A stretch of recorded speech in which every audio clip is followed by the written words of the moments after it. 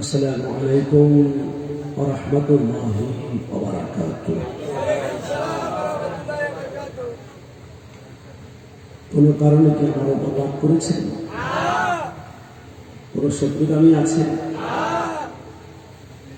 নাকি পটিয়া আদর্শ উচ্চ বিদ্যালয়ের মাঠে কিছু আওয়াজ করার কারণে কষ্ট পেয়েছেন নাকি? যদি কোনো রাগ কোনো ক্ষোভ আমার প্রতি নাই বা থেকে থাকে তাহলে আমি আমার সালাম দিচ্ছি। সকলের মহব্বত ভালোবাসা ইমানে জজবা নিয়ে সালামের জবাব দেওয়ার চেষ্টা করবেন।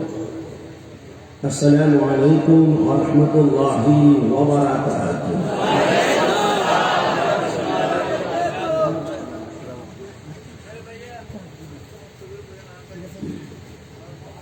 অনেকক্ষণ যাবত আপনারা বসা আছেন।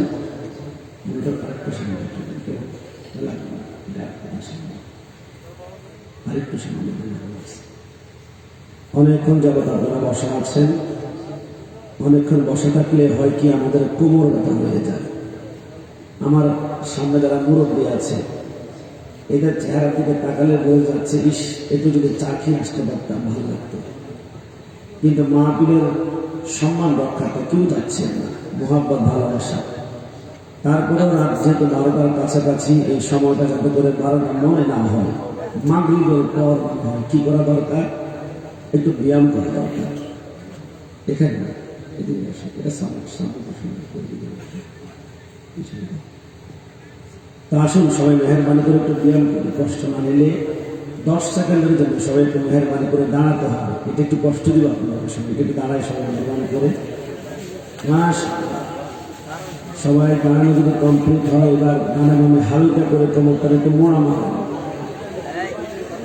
হাতটা একটু ঝাড়া দেবেন বা অন্যের গায়ে লাগা মতো একটু নাড়াছাড়া করেন। এবার সামনে সবাই বসে পড়ে, আস্তে আস্তে বসে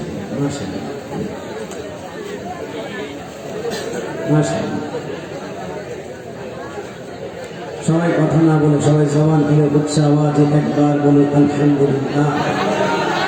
এই আওয়াজে মানা যাবে না, আরেকটু জবান খুলে আলহামদুলিল্লাহ। আমি কি বেশি কষ্ট দিয়ে ফেললাম? الصلاة والسلام عليك يا رسول الله، الصلاة والسلام عليك يا حبيب الله، الصلاة والسلام عليك يا شفيع المذنبين، السلام عليك يا رحمة للعالمين، اللهم صل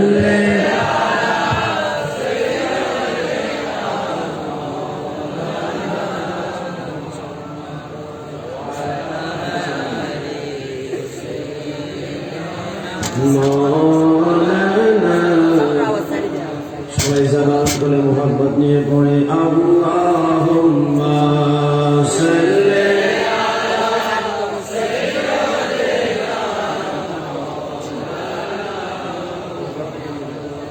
ওয়া আলা আলি মাওলানা। যেই নবীর গায়ে মশা মাছি বসতে সাহস পাইত না, দুষ্ট কাফের মরণের পাথর নবীজিকে ছিল না। আল্লাহুম্মা সাল্লি আলা সাইয়্যিদিনা মুহাম্মদ ওয়া আলা আলি সাইয়্যিদিনা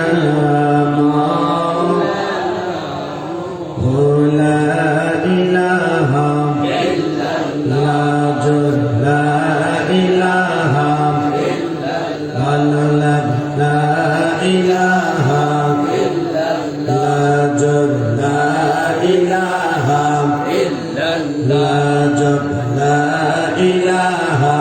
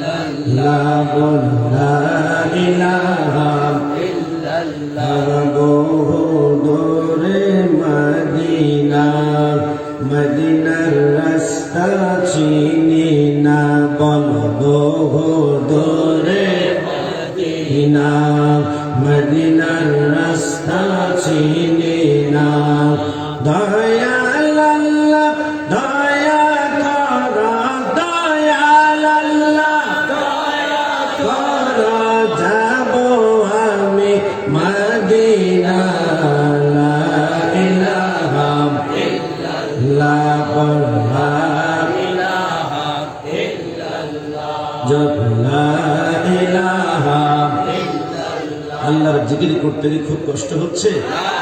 একমাত্র জিকির হবে কার? আর একটু ভলিউম দিয়ে বলতে হবে কার? একটু শাহাদাত আঙ্গুল উঁচা করে বলুন তো কার? সব সময়ের মতো বলে তিনি কোন? আল্লাহ والرحمن والرحيم والملك والقدوس والسلام والمؤمن والمهيمن والعزيز والجبار والمتكبر والخالق والبارئ والمصور والغفار والقهار والوهاب والرزاق والفتاح والعالم والقابل والخافض والرافع والمعز والمذل والسميع والبصير والحكم والواجد والماجد والواحد والأحد والصمد والقادر والمقتدر والمقدم والمؤخر والأول والآخر والظاهر والباطن والولي والمتعالي والتواب والضر والمنتقم والعفو وهو ملك الملك وهو ذو الجلال والإكرام والمحسن والباسط والغني والمغني والنافع والنور والهدي والبريء والرشيد والصبور وهو لا إله إلا الله দুই হাত তুলে একবার বলি আল্লাহু আকবার। আল্লাহ সব সময়ের মতো রহমান। কেমন? আমাদের পেটটা পুরা লেভেল। একটা বার চিন্তা করেছেন পেটের মধ্যখানে একটা জায়গা আছে ঘরটা, এটার নাম হচ্ছে নাভি। একটা বার নিজেকে প্রশ্ন করুন তো, গোটা পেটটা তো লেভেল ছিল, পেটের মধ্যখানে আবার নাভি গর্ত হওয়ার দরকারটা কি ছিল? আমার আল্লাহ বলে আমি যে কত মেহেরবান বান্দা তুমি এখনো বুঝতে পারো নাই। আমি প্রথম আদম সফিউল্লাহকে সৃষ্টি করলাম, সৃষ্টি করার পরে এবার আদম সফিউল্লাহর বডি 14,000 বছর পর্যন্ত শুধু দাঁড়িয়ে রইল, নড়াচড়া নাই। কারণ আদম সফিউল্লাহর বডির ভিতরে এখনো আখিরি জামানার নবী হাবিব কিবরিয়া সাল্লাল্লাহু আলাইহি ওয়াসাল্লামের নূর মুবারক এন্টার করা হয়নি, প্রবেশ করা হয়নি, সেটিং করা হয়নি। আদম সফিউল্লাহর বডি দেখে ইবলিস তখন আমার আল্লাহ রাগান্বিত হয়ে গেলেন। আমার আল্লাহ বলে সব বরদাস্ত করতে পারি, নবীর সাথে গাদ্দারি, আম্বিয়া কেরামের সাথে বেয়াদবি আমি আল্লাহ সহ্য করতে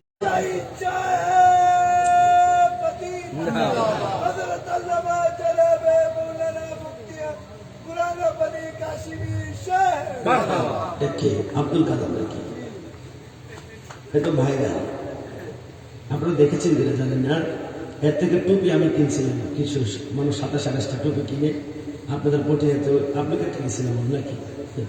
যাক, তো কিছু টুপি দিয়েছিলাম, সবাই কমেন্ট করা শুরু করছে আব্দুল কাদের সে অন্ধ।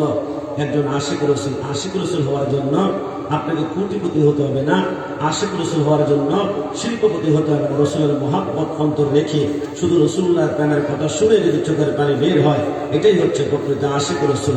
তারা জ্বলন্ত প্রমাণ হচ্ছে আব্দুল কাদের জন্য। তার ভিতরে অহংকার দাম্ভিকতা তো নাই।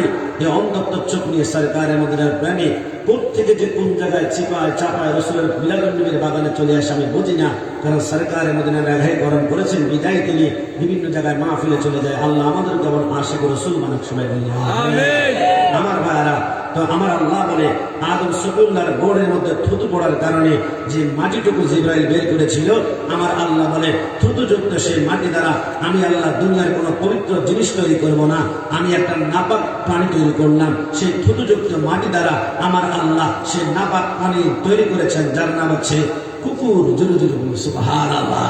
এই জন্য কুকুরের ভিতরে শয়তানের কিছু আচরণ দেখা যায়। কুকুর মানুষকে দেখলে ঘুর ঘুর করে, শয়তান কোন ইমান মুসলমান ভালো মানুষকে দেখলে শয়তান আক্রমণ করে, কুকুর রাগান্বিত হয়, শয়তান রাগান্বিত হয়, কুকুর মানুষের উপর নির্যাতন করে, শয়তান নির্যাতন করে।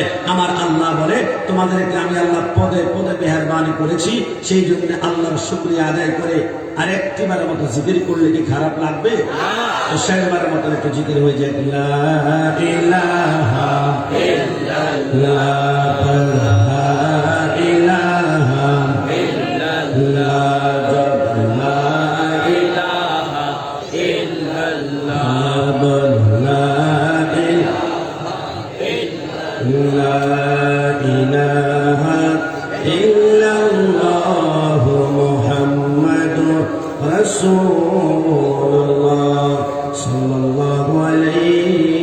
সাল্লাম।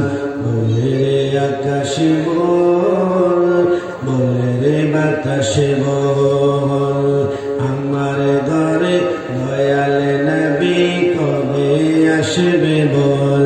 আমি নবীর চরণ দৈব বলে, নবীর চরণ দৈব বলে, পেয়ালায় রাখছি তুলে দুই নয়নের জল। আমার ঘরে দয়াল নবী কবে আসবে বল। নাত রাসূল পড়তে কি খারাপ লাগছে? বলুন না, আমার ঘরে দয়াল নবী কবে আসবে বল। আমি নবীর চরণ দৈব বলে, নবীর চরণ দৈব বলে, পেয়ালায় রাখছি তুলে দুই নয়নের জল। আমার ঘরে দয়াল নবী কবে আসবে বল। আমার ঘরে দয়াল নবী কবে আসবে বল। স্বপ্ন নামের বাগানে কত ফুল ফোটে, নবীজিকে দেওয়ার করে বেকুল হয়ে ওঠে। আগা উম্মত আমি নবীর প্রেমে, উম্মত আমি নবীর প্রেমে হয়েছি পাগল। উম্মত আমি নবীর প্রেমে, উম্মত আমি নবীর প্রেমে হয়েছি পাগল। আমার ঘরে দয়াল নবী কবে আসবে বল। একদম কলিজার ভিতর থেকে বলুন তো, জীবনে একবার হলো রাসূলুল্লাহর দিদার আমরা সকলে চাই কি চাই না? এই আওয়াজে মানা যাবে না? আরেকটু জবান খুলে বলুন চাই কি না? আরে তুই হাত তুলে বলো চাই কি না? কেন চাই? রাসূল যখন দুনিয়াতে আগমন করেছেন, আপনার মতো আমার মতো অসংখ্য বাতি মাথায় টুপি লাগিয়ে, মুখে দাঁড়ি লাগিয়ে, গায়ে পাঞ্জাবি লাগিয়ে, মাইকের আওয়াজ মনে হয় সে কিল্লাতে গিয়ে ডাক্তার খাচ্ছে। আমার কেন জানি মনে হয় মাইকের আওয়াজ দিয়ে অসংখ্যবার আক্রমণ করে, কিন্তু সরকারের মদিনার প্রেম মহব্বত তারা সহ্য করতে পারছে না। এই জন্য আল্লাহর হাবিব দুনিয়াতে যখন আগমন করেছে, সাউন্ড কেমন চেঞ্জ হয়ে গেছে? এটা সমস্যা হয়েছে? এখন দিচ্ছে না? যাক, আলহামদুলিল্লাহ। আল্লাহ হাবিব দুনিয়ার জমিনে যখন আগমন করেছে, আসমানের সমস্ত পাখিগুলা আল্লাহর হাবিবের আগমনে এত খুশি হয়েছিল। প্রতিটা পাখি আল্লাহর হাবিবের মহব্বত ভালোবাসা নিয়ে পড়েছে। আসসালাতু ওয়াসসালামু আলাইকা ইয়া রাসূলুল্লাহ। রাসূল যিনি পৃথিবীর জমিনে আগমন করেছে, সাগরের সমস্ত মাছগুলা রাসূলের আগমনে এক একটি মহব্বত নিয়ে বলেছিল আসসালাতু ওয়াসসালামু আলাইকা ইয়া হাবিবাল্লাহ। এমনকি কীট পতঙ্গ বলেন, গাছ বলেন, মাছ বলেন, তামাম দুনিয়ার সমস্ত সৃষ্টি আল্লাহর হাবিবকে ওয়েলকাম জানিয়ে অবশ্যই সালাত ওয়া সালাম পড়েছে। এমনকি পবিত্র কোরআনের বিসমিল্লাহর বা থেকে সূরা নাসের সিন পর্যন্ত প্রতিটা হরফ আল্লাহর হাবিবকে এক একটা লকব দিয়ে দুনিয়ার জমিনে ওয়েলকাম জানিয়েছিল। আলিফ ने कहा अल्लाह का हबीब आया, माँ ने कहा बान इस्लाम आया, ता ने कहा ताजदार मदीना आया, सा ने कहा सरवतुल्ला आया, जिन ने कहा जलील कदर आया, हा ने कहा हबीब किबरिया आया, हा ने कहा खातमुन नबी आया, दाल ने कहा दो जहां का वली आया, जान ने कहा जालिकल किताब कहने का आया, रा ने कहा रहमतुल लिल आलमीन आया, जा ने कहा ज़माना का इमाम आया, सिन ने कहा साके का अवसर आया, शिन ने कहा शाम के महाशर आया, सो ने कहा सौदर कवामीन आया, दुआ ने कहा दूफुल मौला आया, तो ने कहा तबीब कुलूब आया, जो ने कहा जालिम को डरने वाला आया, आइन ने कहा कुर्रतुल आइन आया, वाइन ने कहा गायब की खबर देने वाला आया, फा ने कहा फकीरों का मौला आया, खफ ने कहा कुव्वत देने वाला आया, कफ ने कहा कमली वाला आया, लम ने कहा लौला का खिताब आया, मीम ने कहा मोहम्मद रसूलुल्लाह सल्लल्लाहु अलैहि वसल्लम आया, नून ने कहा नूर खुदा आया, वा ने कहा वद्दुहा आया, हा ने कहा हादी बरहक आया, या ने कहा ठेकेदारों की शान नबी वाला दुनिया में तशरीफ लाया। कोई हाथ तुले वाला जाए कि या रसूलुल्लाह।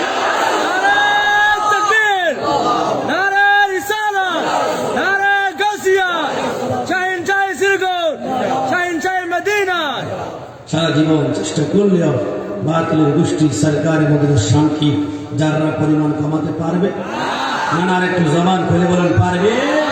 ওই রসুলের প্রেম ভালোবাসা মহব্বত নিয়ে বিশ্ব মানবতার মুক্তির দিশারে আকায় নামদার হাবিবি কিবরিয়া, যার কারণে কুল কায়না সৃষ্টি করা হলো সে সরকার মদিনার আগমন উপলক্ষে, ফাতিহা উদযাপন উপলক্ষে আজকের আজম শাহ মাহফিল নতুন পুকুর বা ঈদ মিলাদুন নবী উদযাপন কমিটি, আজকের মাহফিলের সম্মানিত প্রেসিডেন্ট সভাপতি, আপনাদের সকলের সুপরিচিত আলহাজ কাজী আবু মহসিন সাহেব, সভাপতি দর্শক কমিটি বাংলাদেশ পটিয়া পৌরসভা শাখা সভাপতি মহোদয়কে ওয়েলকাম জানিয়ে সবাই চিৎকার মেরে জবান খুলে একবার বলি মারহাবা। বিশেষ করে আজকের মাহফিলের প্রধান মেহমান আলা চিফ গেস্ট হিসেবে আমাদের মাঝে উপস্থিত থাকার কথা পীরে তরিকত আলহাজ মাওলানা সৈয়দ মোহাম্মদ নাসিরুল হক চিশতি মাদ্রাজুল্লাহ আলী, এবং প্রধান আকর্ষণ হিসেবে আপনাদের মাঝে একটু কিছুক্ষণ পূর্বে রাত এশারবাদী সাথে আলোচনা করেছেন বাংলার লক্ষ লক্ষ যুবক দ্বারা প্রাণস্পন্দন কলেজের টুকরা, যাকে যুবকরা শুধু মহাব্বত করে এমনটা নয়, ইমানের মহব্বত ইমানের সম্পর্কের কারণে আমি গোলাম রাব্বানী কাশিমি আমার হৃদয়ে তার জন্য অসংখ্য মহাব্বত ভালোবাসা আছে। আর সেই ভালোবাসার দরুনে কিন্তু আপনারা বিশ্বাস করবেন কিনা জানি না, আমার লাইফে যতটুকু আলোচনা করেছি 5 বছর 6 বছর 7 বছর, কখনো আমি জুব্বা ছাড়া কখনো আমি প্রোগ্রাম করি নাই। একমাত্র আজকে আমি পাঞ্জাবি গায়ে দিয়ে এসেছি একটি কারণে, কারণ আমি দেখেছি অসংখ্য প্রোগ্রামে হাসান আল আজহারি সাহেব পাঞ্জাবি গায়ে দিয়ে প্রোগ্রাম করে। তা আমি চিন্তা করলাম তিনি যেহেতু আমার ক্লাসমেট, ইমানের সম্পর্কে মহব্বত ভালোবাসার একটা মহব্বত তার সম্পর্কে একটু বিনিময় করি। তিনি যেহেতু পাঞ্জাবি গায়ে দিয়ে প্রোগ্রামে যাবেন, আজকে আমিও পাঞ্জাবি গায়ে দিয়ে প্রোগ্রামে যাই। বন্ধুত্বের মহব্বত ভালোবাসার একটু বাড়ুক এবং ইমানের সম্পর্ক এটা রক্তের চাইতে দামি, এটা সবাইকে বোঝাবো। কিন্তু তিনি এটা সামনে পাই নাই, তবে এই মহব্বতের মাধ্যমে জানিয়ে দিতে চাই দুনিয়ার সম্পর্ক, মা বাবা পুত্র আত্মীয় স্বজন সব সম্পর্ক দেখে দামি সম্পর্কের নাম হচ্ছে ইমানের সম্পর্ক। জবান খুলে বলুন ঠিক কিনা? সেই ইমানের সম্পর্কের মহব্বত ভালোবাসার যুবকদের হককে খেট শায়েখ সৈয়দ মোহাম্মদ হাসান আল আজহারি মাদ্রাজুল্লাহ আলী সাবেক বিপি আল আজহার বিশ্ববিদ্যালয় খতিব গাউসুল আজম জামে মসজিদ ঢাকা, তিনি ওয়েলকাম জানিয়ে জবান খুলে সবাই চিৎকার মেরে আরেকবার বলেন মারহাবা। বিশেষ করে আমার পূর্বে যিনি আলোচনা করেছেন, যদিও তিনি আমার বড়, আমার মনে হয় সুন্দর হতো আমার নামটা যদি নিচে আসতো, আমার নামটা উপরে আসতো, সবচেয়ে বেশি সুন্দর হতো, কারণ উনি আমার বয়স বড়, ক্লাসও বড়। কিন্তু আপনারা মনে করছেন কুমিল্লা থেকে আসছে, হুজুর অনেক বড়, অনেক স্বাস্থ্যবান, অনেক বড় চেহারা, পাগড়ি মাথায় দিবে, অনেক এলামের জন্য উপরে দিয়েছেন। আপনাদের উপরে দেওয়াটাকে আমি কখনো নাকচ করছি না, তবে সুন্দর হতো যদি মাওলানা মোহাম্মদ সাইফুল্লাহ খালেদ আল কাদরি মাদ্রাজুল্লাহ আলী ওনার নামটা উপরে আসতো, আমার নামটা নিচে আমি এভাবে গ্রহণ করছি। এবং বিশেষ করে আমার ডানে বামে সামনে পিছনে অসংখ্য নবী প্রেমিকরা আছে। আমি সবসময় যে কথাটা বলতে একটা সেকেন্ড পরিমাণ চিন্তা করি না, সত্য কথা বলতে চেষ্টা করি। আর সেটা হচ্ছে আমার সামনে যারা আছেন অনেকে সুন্দর, অনেকে শ্যামলা, অনেকে কালো। যারা সুন্দর তারা তো বড্ড খুশি, আল্লাহ আমাকে কিউট করে বানিয়েছে। কিন্তু যারা কালো শ্যামলা, মন খারাপ করা যাবে না, আল্লাহ শপথ প্রতিটা চেহারা থেকে নূর বের হচ্ছে। সবসময় বলি আপনি অ্যানালাইসিস করে দেখবেন, আমরা সুন্নিদের চেহারা কালো হোক শ্যামলা হোক, নূর কিন্তু চমকায়, নূর কিন্তু চমকায়, নূর কিন্তু চমকায়। কিন্তু সুন্নিদের চেহারা এত নূর কেন? একটি কারণে, কারণ আমরা সুন্নিরা কখনো মাটির ব্যবসা করি না।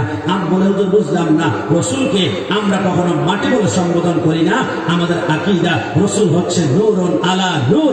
রসুলকে যারা নূর মানবে ওদের চেহারা নূরানি হবে, এটাই স্বাভাবিক কথা বলছি কিনা?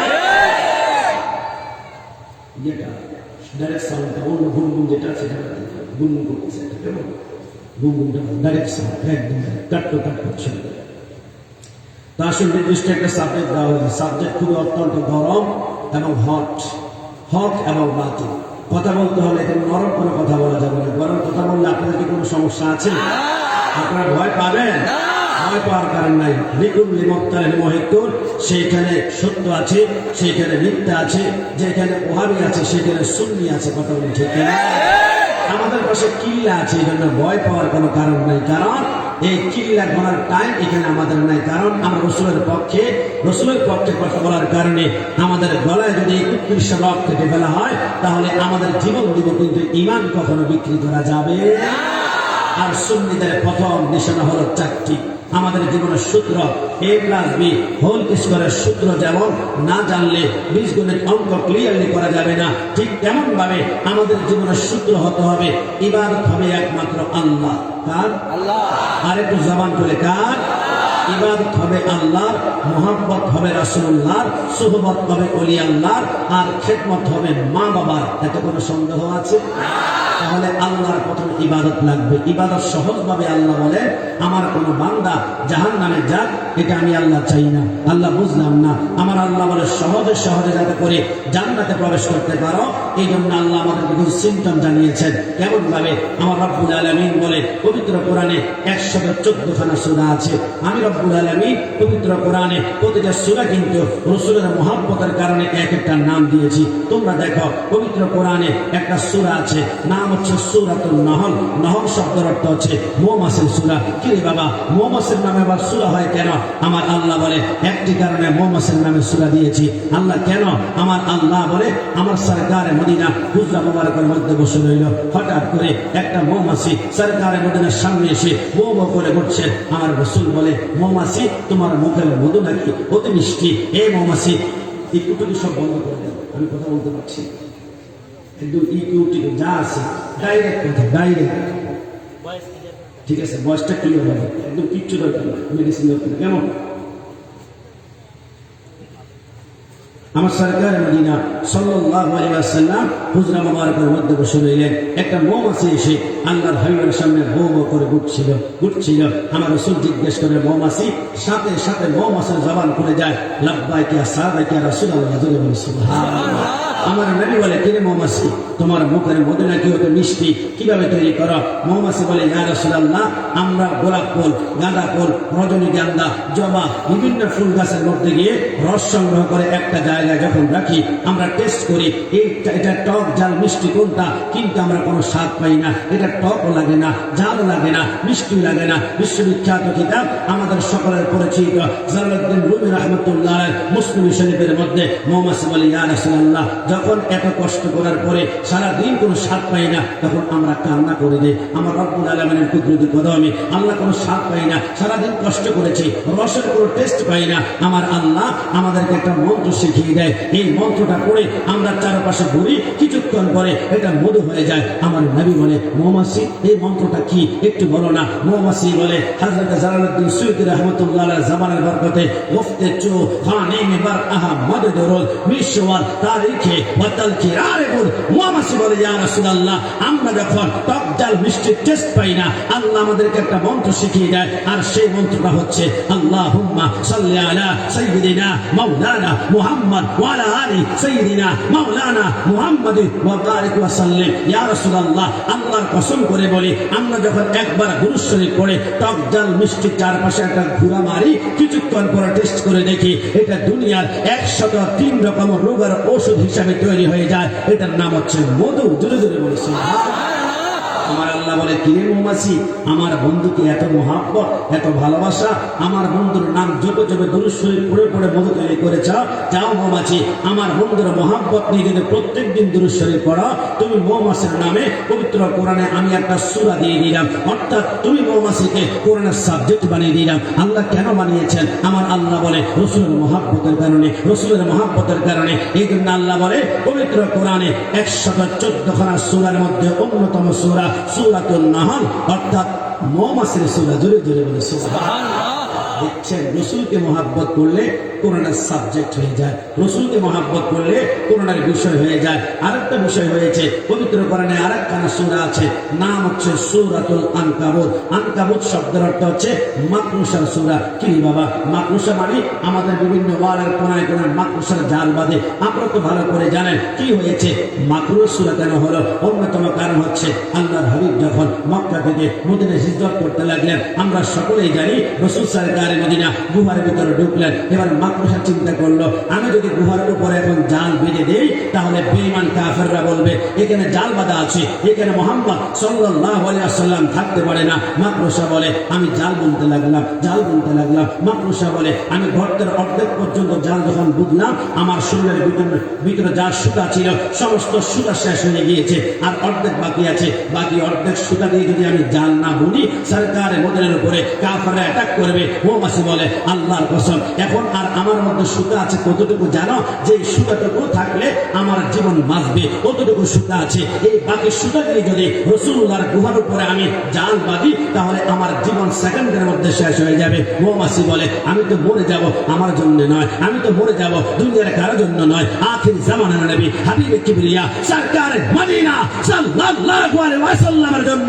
মৌমাছি বলে বাকি অর্ধেক সুতা আমি বের করে আমি জাল বেঁধে আমি মৃত্যুবরণ করে যখন শেষ নিঃশ্বাস ত্যাগ করলাম, আমার আল্লাহ বলে মৌমাছি হে মাকড়সা আমার বন্ধুর মহাব্বতে নিজের জীবনের সমস্ত সুতা বের করে মৃত্যুবরণ করলে রাসূলকে হিজরত করার জন্য সুযোগ করে দিলে। যাও মৌমাছি তোমার নামেও পবিত্র কোরআনে একখানা সূরা দিয়ে দিলাম, নাম হচ্ছে সূরাতুল আনকাবুত, অর্থাৎ মাকড়সার সূরা। জোরে জোরে বলো সুবহানাল্লাহ। তাহলে বোঝা গেল রাসূলের মহাব্বত যার অন্তরে থাকবে সে কোরআনের সাবজেক্ট হয়ে যাবে। এটা কোনো সন্দেহ আছে না? না আরেকটু জবান করে সন্দেহ আছে? সেই পবিত্র কোরআন কারীমে সূরার সংখ্যা হচ্ছে 114 খানা। সেই 114 খানা সূরার ভিতরে এমন একটি সূরা পবিত্র কোরআনে আছে যে সূরাটি কোন মুসলমান যদি প্রত্যেকদিন এই কাদের সাহেব কই যাও বাড়িতে যাবা, কাদের সাহেব কই যাবে বাড়িতে, কোথায় কাদের সাহেব টুপি সব বয়স্ক বিক্রি করে দেবে ইনশাআল্লাহ। তুমি কি বাইরে যাবে একটু ঘুরে আসবা, চলে যাচ্ছ এমনি দাঁড়াইছে একটু না আপনারা, আমি একটু পরে একটু সময় দেবো, একটু জিকির করবো, তার থেকে সবাই একটা একটা টুপি নেবেন, আমি অনুরোধ থাকবে 20 টাকা করে নেবেন। এই টুপিগুলো এই কারণে আপনার টুপি থাকতে পারে কিন্তু সেই এখান থেকে একটা টুপি যদি নেন আপনি অন্যজনকে গিফট করতে পারলেন। আমার রুমে তার অন্তত 30 থেকে 40টা টুপি এখনো আছে। কেউ আশা করলো এতগুলো টুপি কেন, আমি বললাম আপনার লাগবে একটা নিয়ে যান, আপনাকে আমি গিফট করলাম।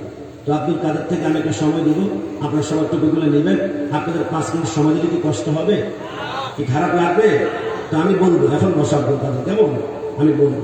আমি বলতে চাচ্ছিলাম পবিত্র কোরআনে 114 খানা সূরা, তার মধ্যে পবিত্র কোরআনে এমন একটি সূরা আছে, এমন একটি সূরা আছে আল্লাহর নবী বলে ওই সূরাটি কোন ব্যক্তি যদি প্রত্যেকদিন 200 বার করে তেলাওয়াত করে আমি রাসূল ওয়াদা করলাম আল্লাহ দুনিয়া এবং আখিরাতে তাকে 9টা পুরস্কার দান করবেন। জোরে জোরে বলে সুবহানাল্লাহ। আমার ভাইরা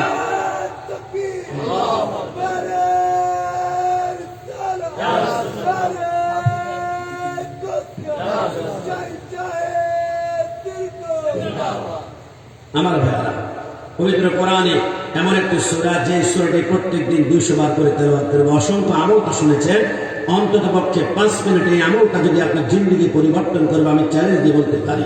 কারণ সরকারের মদিনার জবান মুবারকের কথা, আমার কথা বলে আপনি লাথি মেরে ফেলে দেন, সরকারের মদিনার জবান মুবারকের কথা বিন্দু মাত্র মিথ্যার কোনো গ্রাম পাওয়া যাবে? আর একটু জবান খুলে বলেন পাওয়া যাবে? আল্লাহর নবী বলে পৃথিবীর জমিনে আল্লাহর কোরআনে এমন একটি সূরা আছে যেই সূরাটি কোনো ব্যক্তি যদি রেগুলার 200 বার করে তেলাওয়াত করে আল্লাহ তাকে 9টা পুরস্কার দিবে। সাহাবায়ে কেরাম বলে রাসূল পুরস্কারগুলো কি একটু বলুন না? আমার রাসূল বলে 1 নম্বর পুরস্কার, কোন বান্দা যদি অন্যায় করে পাপ করে জুলুম করে একটা অসন্তুষ্টের দরজা আমার আল্লাহ খুলে দেন, আল্লাহ তার উপর রাগ করেন। আমার আল্লাহ বলে যেই ব্যক্তি এই সূরাটি প্রত্যেকদিন 200 বার করে তেলাওয়াত করবে আল্লাহ তার জন্য 300 অসন্তুষ্টের দরজার সাথে সাথে বন্ধ করে ফেলেন। জুড়ে সুবহানাল্লাহ। 2 নম্বর পুরস্কার, যেই ব্যক্তি এই সূরাটি প্রত্যেকদিন 200 বার করে তেলাওয়াত করবে আল্লাহ তার জন্য রহমতের 300 দরজা খুলে দেন। যেই ব্যক্তি এই সূরাটি প্রত্যেকদিন 200 বার করে তেলাওয়াত করে 3 নম্বর পুরস্কার, আল্লাহ রাব্বুল আলামিন তার জন্য রিজিকের 1000 দরজা খুলে দেন। জোরে জোরে বলে সুবহানাল্লাহ।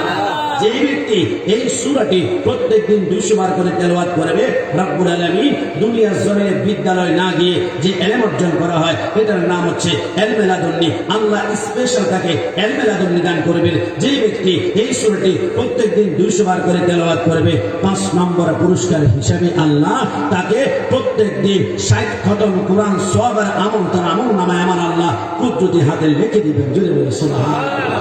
5 নম্বর পুরস্কারের পরে 6 নম্বর যখন বলতে যাবে সাহাবায়ে কেরাম এবার চোখের পানিগুলো গড় গড় করে ছাড়তে শুরু করলেন। জোরে বলে সুবহানাল্লাহ।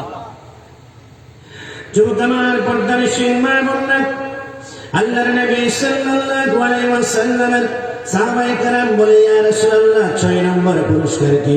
আল্লাহর নবী বলে, 6 নম্বর পুরস্কার দুনিয়ার জমিনে তোমাদেরকে পাঠানোর পরে তোমরা অনেক গুনাহ করেছো, যেই ব্যক্তি সূরাটি প্রত্যেকদিন 200 বার করে তেলাওয়াত করবে, আমার রব্বুল আলামিন বলে আমি ওয়াদা করলাম সেই প্রত্যেক দিনে 1000 নফল নামাজ পড়লে যতটুকু সওয়াব পাবে সমপরিমাণ সওয়াব তার আমলনামার মধ্যে আমার আল্লাহ লিখে দিবেন। জোরে জোরে বলে সুবহানাল্লাহ।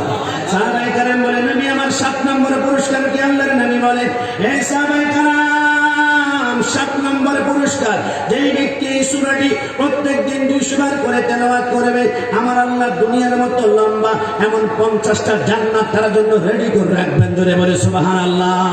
ইয়া রাসূলুল্লাহ 8 নম্বর পুরস্কার কি? আমার নবী বলে, যে ব্যক্তি এই সূরাটি প্রত্যেকদিন 200 বার করে তেলাওয়াত করবে, আমার আল্লাহ রাব্বুল আলামিন বলে দুনিয়ার জমিনে তুমি 2টা হজ কবুল একসাথে করলে যতটুকু সওয়াব পাবা ততটুকু সওয়াব আমলনামায় তোমার চলে যাবে।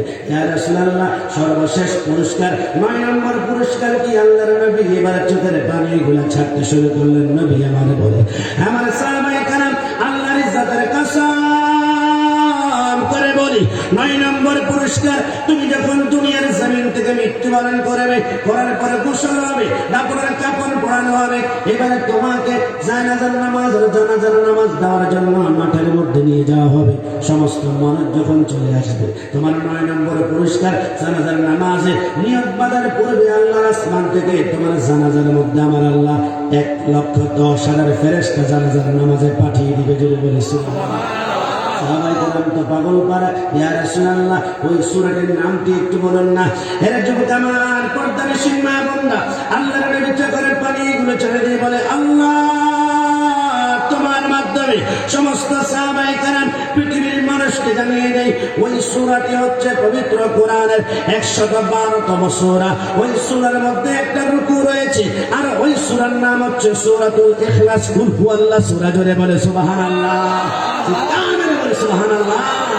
শুকরিয়া শুকরিয়া শুকরিয়া তোমার, তুমি কত বড় মহান আল্লাহ, দয়ার সীমা নাই।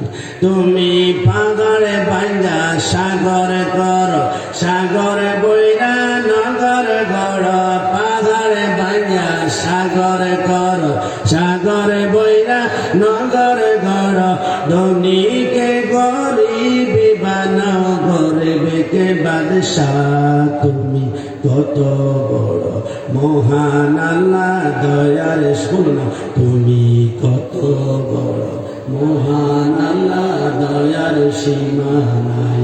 চিৎকার করে একদম সংক্ষেপ আমল যে প্রত্যেকদিন 200 বার করে সূরা ইখলাস যদি পড়েন, আমার বিশ্বাস আপনি সকাল থেকে সন্ধ্যা পর্যন্ত যে কোনো টাইমের ভিতরে, সকালে হোক, দুপুরে হোক, মাগরিবে হোক, রাতে হোক, 200 বার যদি সূরা ইখলাস পড়েন, আমার মনে হয় সর্বোচ্চ 20 থেকে 25 মিনিট সময় লাগবে, কিন্তু 9টা পুরস্কার আপনার জিন্দেগি পরিবর্তন করবে। এই আমলটি করতে আমাদের কি কষ্ট হয়ে যাবে? একটু জবান করে কষ্ট হবে। তাহলে ইবাদত হচ্ছে একমাত্র আল্লাহর, আর মুহাব্বত এরপর হবে মুহাম্মদ সাল্লাল্লাহু আলাইহি ওয়াসাল্লামের। জোরে জোরে বলে সুবহানাল্লাহ। কেন আমরা পাগল পারা হয়ে আমার নবীর জন্য কাঁদি? কারণ আল্লাহর স্লোগান দিলে মুসলমান হওয়া যায় না। আমরা অসংখ্য মন্দিরের দিয়ে যখন যাব, আমরা দেখব সেই মন্দিরে অসংখ্য ভাইরা ভগবান ভগবান ভগবান ভগবান বলে চিৎকার করে। যদি জিজ্ঞেস করা হয়, কিন্তু হিন্দু ভাই আপনি ভগবান বলে কাকে ডাকেন? হিন্দু বলে ভগবান বলে আমি আল্লাহকে ডাকি। আল্লাহ ভগবান বলে তা আপনাকে ডাকে। দেখুন না কি পরিমাণ চোখের পানি পড়ে। আল্লাহ চোখের পানির দাম কেমন? আমার আল্লাহ বলে 1 পয়সার দাম নাই। আল্লাহ বৌদ্ধরা পেপড়ার মধ্যে গিয়ে কান্না করে ঈশ্বর ঈশ্বর ঈশ্বর। আল্লাহ ঈশ্বর বলে তো আপনাকে ডাকে, চোখের পানি পড়ে। চোখের পানির দাম কেমন? আমার আল্লাহ বলে 1 পয়সার দাম নাই। আল্লাহ খ্রিস্টানরা চার্চের মধ্যে গিয়ে কান্না করে গড গড গড বলে আল্লাহ আপনাকে ডাকে, চোখের পানির দাম কেমন? আমার আল্লাহ বলে কোনো দাম নাই। আল্লাহ হিন্দুরা ভগবান বলে ডাকে, বৌদ্ধরা আপনি ঈশ্বর বলে ডাকে, খ্রিস্টানরা গড বলে ডাকে, সবাই তো আপনাকে ডাকে। এত চোখের পানির দাম যদি পাওয়া না যায়, তাহলে আল্লাহ তার চোখের পানি আপনার কাছে দামি একটু শুনতে চায়। আমার আল্লাহ বলে শুধু লা ইলাহা ইল্লাল্লাহ পর্যন্ত পড়ে চোখের পানি ছাড়লে, মুখ বাসালে কাজ হবে না, একটু সামনে আগাতে হবে। মুহাম্মদ রাসূলুল্লাহ সাল্লাল্লাহু আলাইহি ওয়াসাল্লাম আমি আল্লাহ আল্লাহর সাথে আমার বন্ধুর নাম যখন নেবে পোস্টার করার সময় নারায়ে তাকবীরের পরে নারায়ে রিসালাত যখন লিখবে, আমি আল্লাহ ওয়াদা করলাম আমার বন্ধুর নাম নেওয়ার সাথে সাথে এক ফোঁটা চোখের পানি তোমার জান্নাতকে ঠান্ডা করে আমি আল্লাহ জান্নাত বানিয়ে দেওয়ার জিম্মাদার আমি আল্লাহ হয়ে গেলাম। চলে গেছে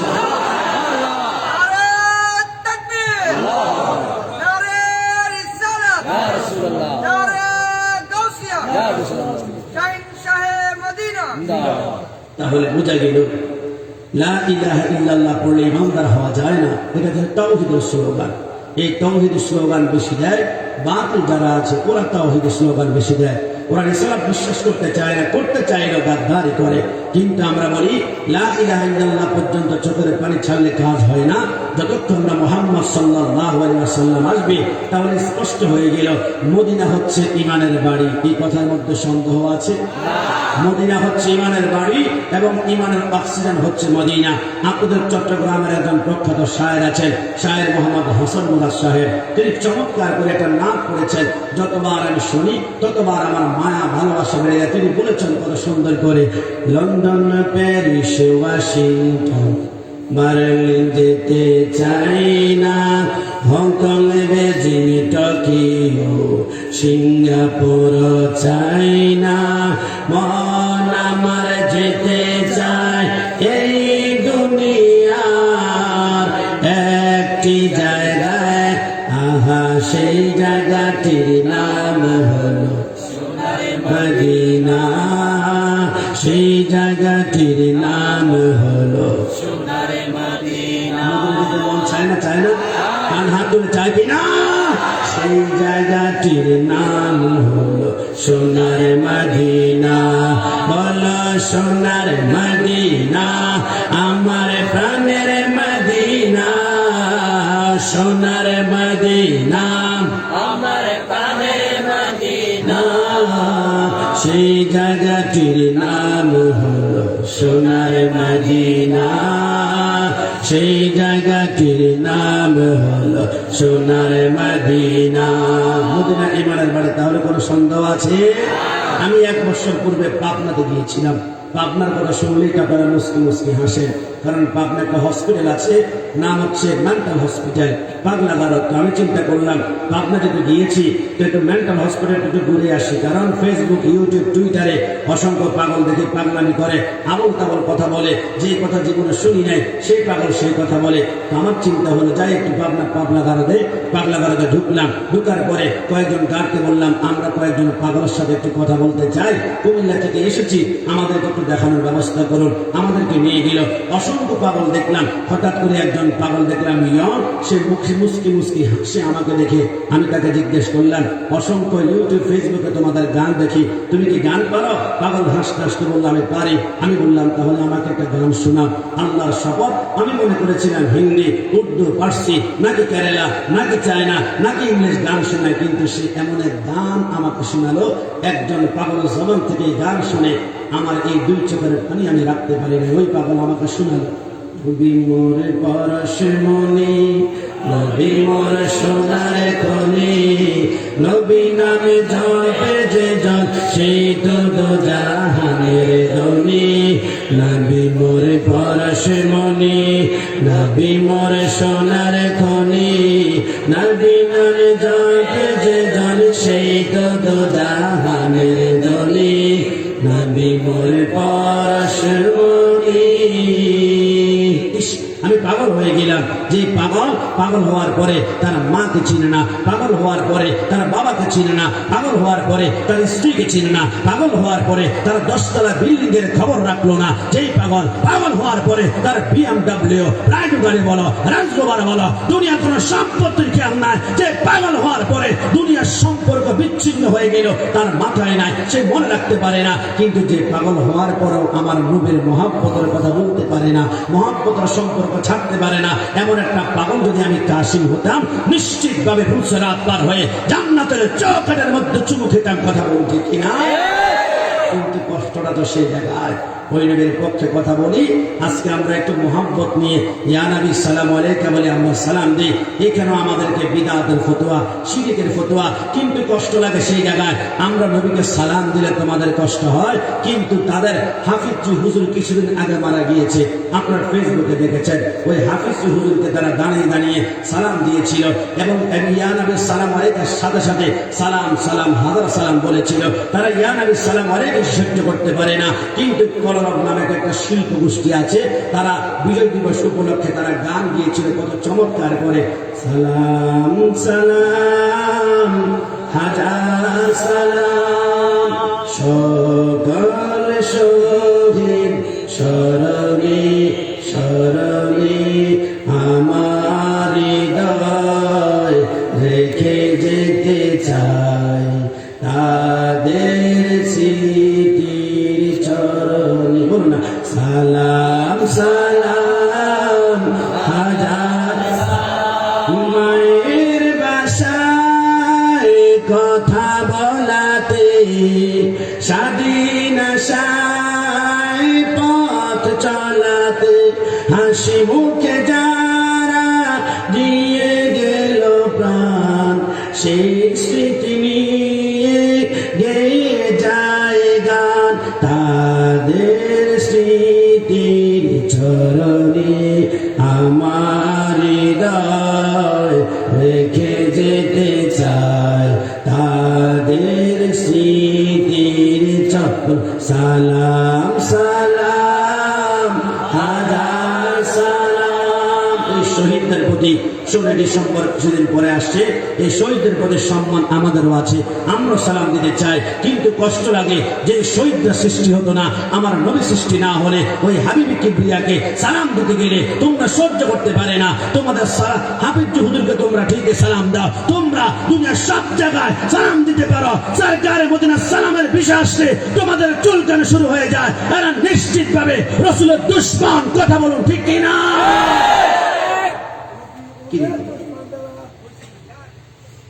কি শুরু হয়েছে? আল্লাহ হাবিবের মহব্বত ভালোবাসা নিয়ে নবীকে সালাম দেওয়া, এটা যদি অপরাধ হয়ে থাকে, তোমরা যে হাবিব হুজুরকে সালাম দাও এটার দলিল কি দিবা? তোমরা পারবে না, কারণ আমরা সুন্নিরা বুঝি আমার নবী ছাড়া দুনিয়াতে কোনো উপায়। একটু জবান খুলে বলুন উপায়। বলে তোমরা তো নবী নবী করে কেন? আর নবী নবী না করলে কি করব?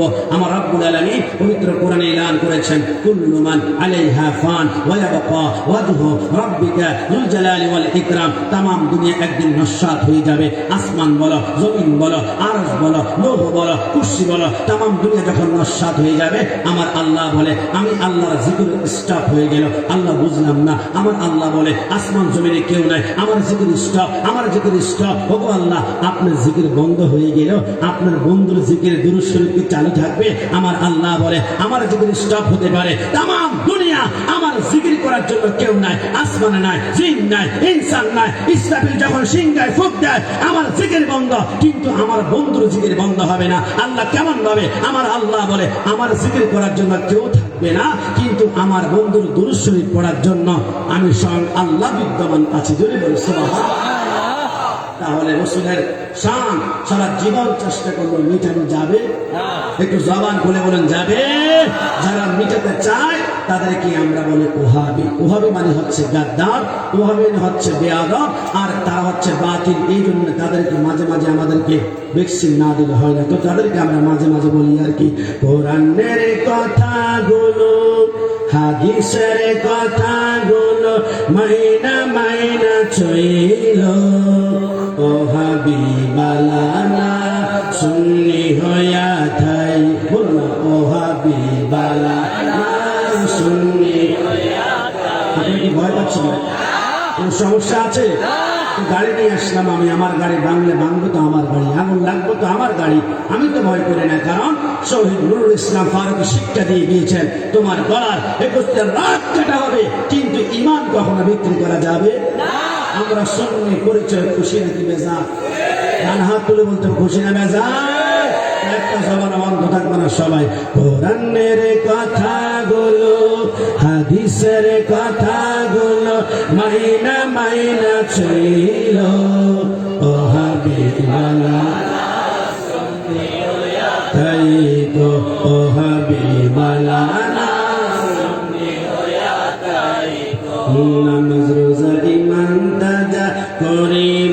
সকলে ওলিয়া লাগাও সুকুত সবাই নামাজ পড়ে। সত্যিকার অর্থে বলুন 5 ওয়াক্ত নামাজ পড়তে চায় কিনা? না দুই হাত তুলে বলতে হবে চায় কিনা? নামাজ রোজা ইমান তাজা করিবা সকলে ওলিয়া লাগাও সুকুত সবাই নামাজ পড়ে। জান্নাতের চাবি নামাজ, জান্নাতের চাবি নামাজ নবীর প্রেমে পড়িও ও হাবিবালানা সুন্নি হইয়া থাইকো ও হাবিবালানা সুন্নি হইয়া নবীকে মাটি বলে ও হাবি যারা নূর নালা নূরে নবী বলেন আল্লাহ তাআলা। নাম হাত তুলে বলো ঠিক কিনা? নবীকে মাটি বলে ও হাবি যারা নূর নালা নূরে নবী বলেন আল্লাহ তাআলা। নবীর নূরে সবই পয়দা মোরে নবীর নূরে সবই পয়দা হাদিস কইলা দেখো ও হাবিবালানা সুন্নি হইয়া থাইকো ও হাবিবালানা সুন্নি হইয়া। সেটার মতন কোরআনের কথাগুলো হাদিসের কথাগুলো কোরআনের কথাগুলো হাদিসের কথাগুলো মাইনা মাইনা চইল ও হাবিবালানা সুন্নি হইয়া থাইকো ও হাবিবালানা সুন্নি হইয়া থাইকো। মৃত্যুর আগ পর্যন্ত সুন্নি পরিচয় বেঁচে থাকতে পারে সবাই বলে আমিন। একটু জবান করে বলি না আমিন। সর্বশেষ এতটুকুই বলতে চাই, আল্লাহর হাবিব সাল্লাল্লাহু আলাইহি ওয়াসাল্লামের প্রেম মোহাম্মত আসো চারটা নিয়ে আসো, একটু জায়গা দাও, একটু জায়গা দাও, চারটা নিয়ে আসো। আজকের মেহমানে আলানা আদালতের মহল কোথায় আসছে? ঠিক আছে, হুজুর আসবে তো? ঠিক আছে, বুঝতে পারছি, ঠিক আছে, এখানে রাখেন।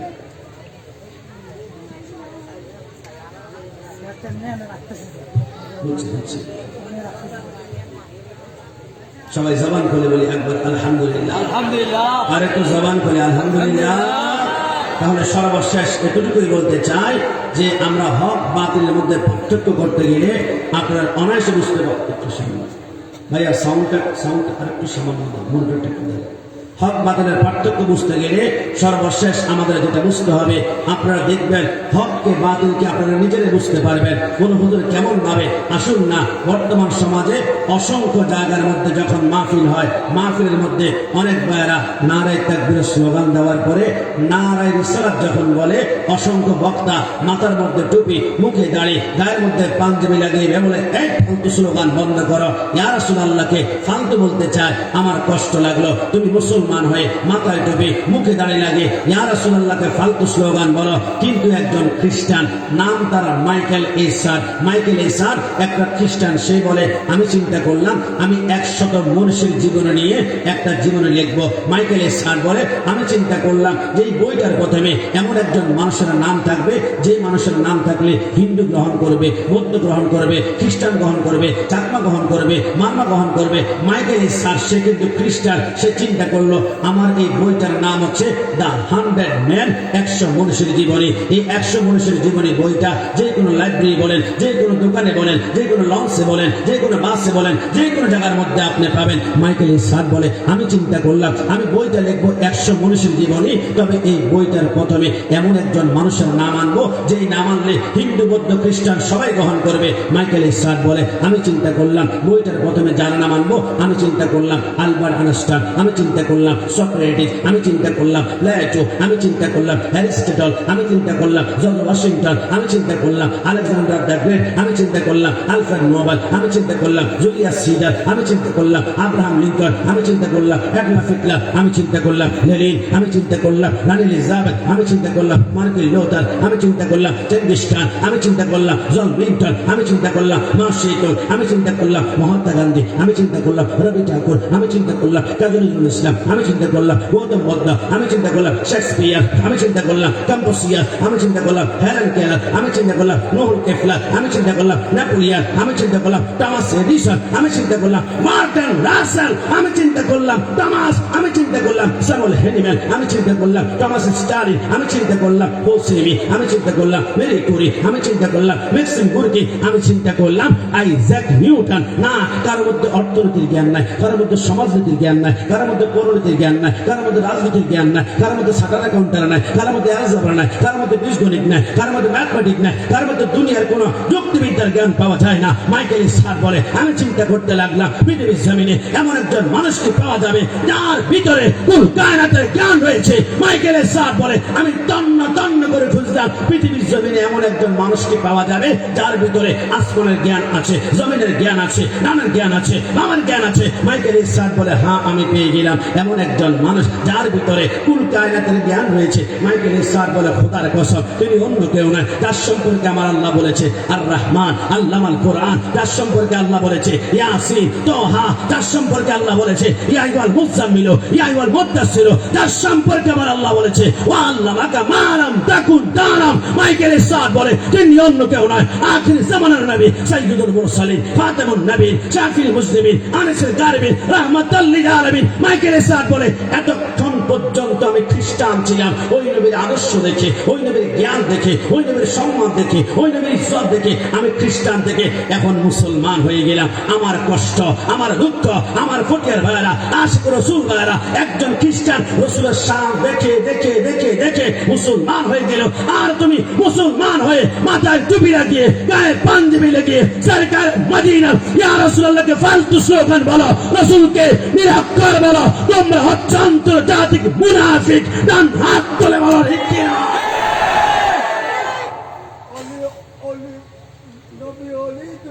সব সহ্য করা যাবে, সরকারের মদিনার সামনের বিরুদ্ধে গাদ্দারি করলে সহ্য করা যাবে না? আরেকটু জবান করে সহ্য করা যাবে? আমরা বারবার বলি, আমার মাকে গালি দাও, তার প্রতিবাদ হবে না। আমার বাবাকে গালি দাও, তার প্রতিবাদ হবে না। আমাকে গালি দাও, তার প্রতিবাদ হবে না। কিন্তু সরকারে মদিনার বিরুদ্ধে কথা বললে তোমার জিহ্বা টেনে ছিঁড়ে ফেলা হবে। কথা বলুন ঠিক কি না? সেই সরকারে মদিনার প্রেম ভালোবাসি যারা এই মুহূর্তে বসে আছে নবীর জন্য, এই কারণে গোলামি করি, কারণ এই নবী ছাড়া দুনিয়াতে উপায় নাই, কবর উপায় নাই, হাসর কিয়ামত আমার নবী ছাড়া উপায় আছে? আর একটু জবান খুলে বলুন আছে? এই জন্য কোন এক বাওয়াল শিল্পী চমৎকার বাওয়ালের কণ্ঠে তিনি বলেছেন, সেদিন উম্মতি উম্মতি বলে কাঁদবে নবী হাসরে, কঠিন দিনে আমার নবীজি বিনে, নাই কোন বন্ধু নাই দরদি নাই, কঠিন দিনে আমার নবীজি বিনে। এই ঘটনাটা আমি বলতাম এক সপ্তাহ ধরে, মেসেঞ্জারে একজন যুবক ভাই আমাকে বারবার রিকোয়েস্ট করেছেন এই গজলটা বলার জন্য। যদি একটা হাদিস শরীফ কিয়ামতের ময়দানে কোন নবী থেকে কোন নবী, কোন নবী থেকে কোন নবী যাবো আমরা, সর্বশেষ সাফায়াতের কান্ডারি হাবিবি কিবরিয়া, এই কথাটাকে শুনে শুনে ফিরোজ শাহ নামক এক আশিক রাসূল বাবা শিল্পী গজলটা লিখেছেন। এই গজলটা বললে কি আপনাদের কষ্ট লাগবে? খারাপ লাগবে? তিনি বলেছিলেন, সেই দিন উম্মতি উম্মতি বলে কাঁদবে নবী হাসরে, কঠিন দিনে আমার নবীজি বিনে, নাই কোন বন্ধু গো নাই দরদি নাই, কঠিন দিনে আমার নবীজি বিনে। রজসর কঠিন নিদানে রব্বুল আলামিন ওয়াহিদুল কাহ্হার বলিয়া সাজিবেন হাকিম, থাকিবে না দয়া মায়া স্নেহ মমতা, কেউ হবে না কারো জন্য জামিন দাতা, দৌড়াইতে থাকিবে মানুষ মুক্তির কারণে, সর্বপ্রথম চলে যাবে আদম রয় যেখানে, আদম বলে নাফসি নাফসি পরওয়ারদিগার, আমার কি আর শক্তি আছে করিতে উদ্ধার, এই মুহূর্তে যাও না তোমরা সামনে দৌড়াইয়া, আদম বলে নাফসি নাফসি পরওয়ারদিগার, আমার কি আর শক্তি আছে করিতে উদ্ধার, সর্বপ্রথম সৃষ্টি কইরা রাখিল বেহেশতে, গন্ধম খাইতে নিষেধ করল আল্লাহ পরবারে, নিষেধ না মানিয়া গন্ধম খাইলাম বেহেশতে, সেই কারণে অপরাধী হাসর মাঠেতে আদম বলে নাফসি নাফসি পাইছি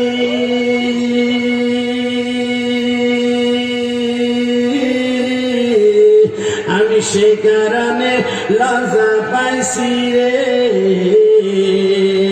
আমি অপরাধী হইয়া গেছি পারবো না সে কারণে কঠিন দিনে আমার নবীজি বিনে আদম বলে নাফসি নাফসি পরওয়ারদিগার আমার কি আর শক্তি আছে করিতে উদ্ধার এই মুহূর্তে যাও না তোমরা সামনে দৌড়াইয়া সামনে তো নূহ নবী রইয়াছে দাঁড়াইয়া এই কথা শুনিয়া সবাই করিব গমন নূহ নবীর কাছে গিয়ে দিব দর্শন নূহ বলে নাফসি নাফসি পরওয়ারদিগার আমার কি আর শক্তি আছে করিতে উদ্ধার চার ছেড়ে দিল আমার আল্লাহ পরওয়ারে হাম স্বামী আসর কেনার নামে তাদের ধরে কেনার নামে যে ছেলেটি আমার ঘরে হইয়া সেই ছেলেটি মানল না দিন গেল বেমান হইয়া নূহ বলে নাফসি নাফসি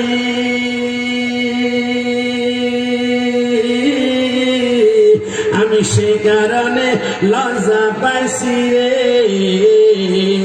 আমি অপরাধী হইয়া গেছি পারবো না সে কারণে কঠিন দিনে আমার নবীজি বিনে নূহ বলে নাফসি নাফসি পরওয়ারদিগার আমার কি আর শক্তি আছে করিতে উদ্ধার এই মুহূর্তে যাও না তোমরা সামনে দৌড়াইয়া সামনেতে ঈসা নবী রইয়াছে দাঁড়াইয়া এই কথা শুনিয়া সবাই করিব গমন ঈসা নবীর কাছে গিয়া দিব দর্শন ঈসা বলে নাফসি নাফসি পরওয়ারদিগার আমার কি আর শক্তি আছে করিতে উদ্ধার পিতা ছাড়া জন্ম নিলাম মায়েরই গর্বেতে আল্লাহর বেটা বইলায় আমায় অনেক লজ্জা দিছে ঈসা বলে নাফসি নাফসি